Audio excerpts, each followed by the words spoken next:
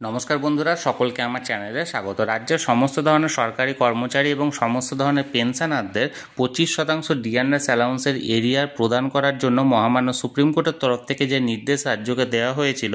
এই নির্দেশের কিছুদিনের মধ্যে রোপা 2019 নিয়ে বেশ কিছু পরিবর্তন আনা হয়েছে রাজ্যের তরফ থেকে, এবং এই পরিবর্তন সংক্রান্ত একটি অত্যন্ত গুরুত্বপূর্ণ অর্ডার অতি সম্প্রতি রাজ্যের তরফ থেকে জারি করা হয়েছে। অর্ডারটি কী বিষয়ক এবং কি বলা হয়েছে এবং কতটা এফেক্টেড হতে চলেছেন রাজ্য সরকারি কর্মচারীরা এবং কারা কারা এফেক্টেড হতে চলেছেন, সকল কিছু আজকের ভিডিওতে বিস্তারিতভাবে আলোচনা করব। ভিডিওটি অত্যন্ত গুরুত্বপূর্ণ, তাই প্রথম থেকে শেষ পর্যন্ত অবশ্যই ধৈর্য সহকারে দেখবেন এবং ভালো লেগে থাকলে অবশ্যই একটি লাইক করবেন এবং সকলের সঙ্গে শেয়ার করবেন। আর সেই সাথে এই চ্যানেলে যদি প্রথমবার হয়ে থাকেন এই রকমের ইনফরমেটিভ ভিডিও আরও দেখার জন্য যারা এখনও পর্যন্ত এই চ্যানেলটিকে সাবস্ক্রাইব করেননি তারা অবশ্যই চ্যানেলটিকে সাবস্ক্রাইব করে নিতে ভুলবেন না। তাহলে চলুন আমরা বিস্তারিত জেনে নিই। এই অর্ডারটি জারি করা হয়েছে government of West Bengal finance department audit branch Nabanna থেকে। ডেটটা দেখুন Howrah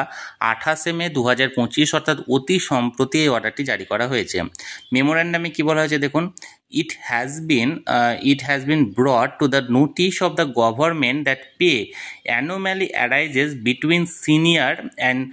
junior employees who entered into government service in level 16 and above, whether belonging to a state constituted service or not, on account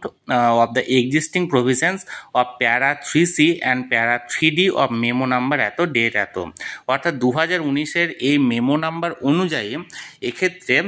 এইরকম লক্ষ্য করা হয়েছে যে সিনিয়র এবং জুনিয়র এমপ্লয়ি, অর্থাৎ যারা 16 নাম্বার পে বা তার থেকে উঁচু পেতে চাকরিতে জয়েন করেছেন, অর্থাৎ 16 নাম্বার পে লেভেল বা তার থেকে উঁচু পে লেভেলে চাকরিতে জয়েন করেছেন, এমন সিনিয়র বা জুনিয়র যে এমপ্লয়িরা আছেন তাদের মধ্যে বেতন বৈষম্য দেখা দিয়েছে প্রমোশন পাওয়ার ক্ষেত্রে। এবার দেখুন এই 2 নম্বরে বলছে, after careful consideration of this matter, the undersigned is directed by order of the governor to say that the governor is pleased to replace para 3C and 3D on memo number এত date এত with the following। এবার 2019-এ এই যে memo number অনুযায়ী যে প্যারা দুটো করা হয়েছিল, এই 3C এবং 3D, এটাকে এই সব বিষয়গুলি লক্ষ্য করে পুনরায় পরিবর্তন করা হচ্ছে। এবার দেখুন পরিবর্তনে কি করা হচ্ছে। নাম্বার 1টা যেটা প্যারা 3C of memo number এত, দেখুন কি বলা হয়েছে, any employee as mentioned above when promoted to a post carrying same level as that of the level he is enjoying due to non-functional movement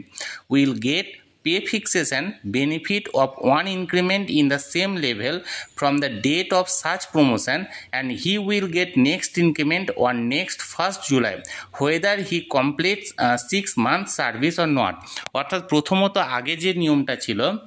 সেটা হলো একজন ব্যক্তি যদি প্রমোশন পেয়ে থাকেন, অর্থাৎ কেরিয়ার যেটা অ্যাডভান্সমেন্ট স্কিম সেই অনুযায়ী প্রমোশন পাওয়ার পরে তিনি যদি ওই সেম লেভেলেই থাকেন, অর্থাৎ 16 নাম্বার পেতে তিনি প্রমোশন পেয়েছেন এবং ইনক্রিমেন্ট পাওয়ার পর পুনরায় 16 নাম্বারই আছেন, এবং সেক্ষেত্রে প্রমোশন পাওয়ার পর তিনি যেটা আবার পরের যে জুলাই মাসে যে 3% বার্ষিক ইনক্রিমেন্ট হয়, সেই ইনক্রিমেন্টের ক্ষেত্রে যদি তার সেই প্রমোশনটা 6 মাস না পূরণ হতো তাহলে সেই ইনক্রিমেন্টটা পাওয়া যেত না। ফর এক্সাম্পল, তিনি যদি মার্চ মাসে কেরিয়ার অ্যাডভান্সমেন্ট স্কিমের জন্য একটা ইনক্রিমেন্ট পেয়েছেন, প্রমোশন পেয়েছেন, তাহলে সেক্ষেত্রে তিনি সামনের জুলাইয়ে আর ওই ইনক্রিমেন্টটা পেতেন না, সেটা পরের জুলাইয়ে পেতেন। কিন্তু বর্তমান নিয়ম অনুযায়ী এটা চেঞ্জ করা হলো কি, তার 6 মাস পূরণ হোক বা না হোক, তিনি যে মাসে কেরিয়ার অ্যাডভান্সমেন্ট স্কিম অনুযায়ী তিনি প্রমোশন পাবেন তারপরে নেক্সট 1st জুলাই তিনি কিন্তু আবার বার্ষিক ইনক্রিমেন্ট পাবেন। এটা ছিল প্যারা 3C আন্ডারে। এবার প্যারা 3Dতে দেখুন ওই সেম বিষয়, when an employee mentioned in sub paras A and B above is promoted to a post carrying lower level than the level as per annexure to this memo he is holding due to non-functional movement, he shall be allowed to retain the higher level in the promotional post as personal to him, and his pay on promotion shall be fixed by allowing one increment from the date of such promotion, and he will get next increment on next 1st July whether he completes valid 6 month service or not. অর্থাৎ lower লেভেলের ক্ষেত্রে কোনো employee যদি promotion পেয়ে থাকেন তাহলে তিনি যদি চান তাহলে তিনি বর্তমানের হায়ার লেভেল থেকেই তিনি থাকতে পারেন, অর্থাৎ হায়ার লেভেলে তিনি প্রমোশন নিতে পারেন এবং তার ইনক্রিমেন্ট নিয়ে প্রমোশন পাওয়ার পর যেটা পরের 6 মাস না হওয়া পর্যন্ত তিনি আবার নেক্সট যে 1 জুলাইয়ের বার্ষিক ইনক্রিমেন্ট সেটা পেতেন না। সেক্ষেত্রে তার 6 মাস হোক বা না হোক তিনি কিন্তু 1 জুলাই তিনি বার্ষিক ইনক্রিমেন্টটা পাবেন। অর্থাৎ এক কথায় বলতে গেলে সিনিয়র এবং জুনিয়র এমপ্লয়ীদের মধ্যে একটা বেতন বৈষম্য দেখা দিয়েছিল যে 16 নাম্বার পে লেভেলের ক্ষেত্রে বা তার থেকে হায়ার পে লেভেলের ক্ষেত্রে কোনো কর্মী যখন প্রমোশন পেয়ে একটা ইনক্রিমেন্ট পাচ্ছেন, ধরুন ফর এক্সাম্পল তিনি মার্চ মাসে ইনক্রিমেন্টটা পাচ্ছেন প্রমোশন পাওয়ার পর, এবং মার্চ মাসে ইনক্রিমেন্ট পাওয়ার পর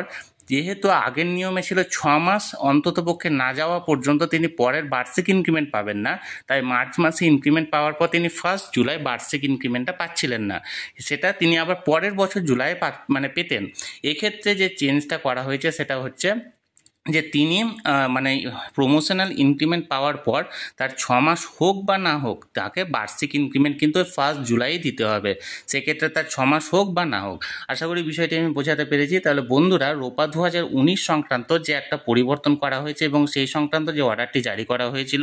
সেটি সরাসরি আমি আপনাদের সঙ্গে শেয়ার করলাম। এই নিয়ে যদি আপনাদের কোনো প্রশ্ন থাকে অবশ্যই কমেন্ট করুন, আর ভিডিওটি ভালো লেগে থাকলে অবশ্যই একটি লাইক করুন এবং সকলের সঙ্গে শেয়ার করুন, আর সেই সাথে চ্যানেলে যদি প্রথমবার হয়ে থাকেন অবশ্যই চ্যানেলটিকে সাবস্ক্রাইব করে রাখুন। ধন্যবাদ, দেখা হচ্ছে পরের ভিডিওতে।